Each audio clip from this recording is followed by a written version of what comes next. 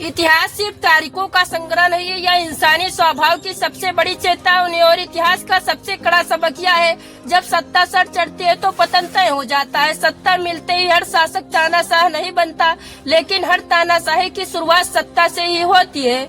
जब ताकत जवाबदेही से अलग हो जाती है, तब डर, निर्णय और अहंकार से लिए जाने लगते हैं।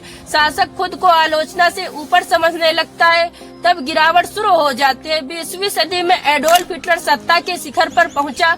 उसने जर्मनी को आर्थिक संकट से बचाया, जनता का भरोसा जीता, लेकिन सत्ता मिलते ही लोकतंत्र खत्म कर दिया। विरोधी जेलों में डाले गए, मीडिया दबा दी गई और खुद को अजय मान लिया गया। इसी अहंकार की वजह से उसने पूरी दुनिया में युद्ध छेड़ दिया।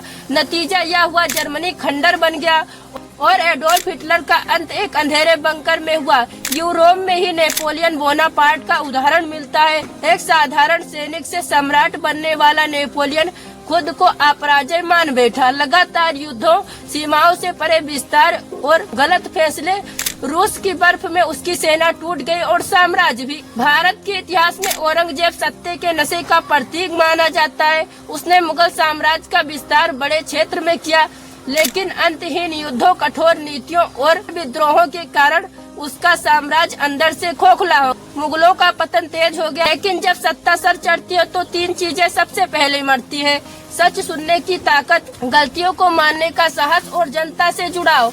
शासक अपने चारों ओर वही लोग रखता है जो उसकी तारीफ करे। आलोचना दुश्मन बन जाती है, लेकिन यह सिर्फ राजाओं की कहानी नहीं है। रोमन साम्राज्य, सोवियत संघ और कई आधुनिक कंपनियां इसी वजह से गिरी। जब सत्ता और अहंकार मिल जाते हैं तो सिस्टम अंदर से टूटने लगता है।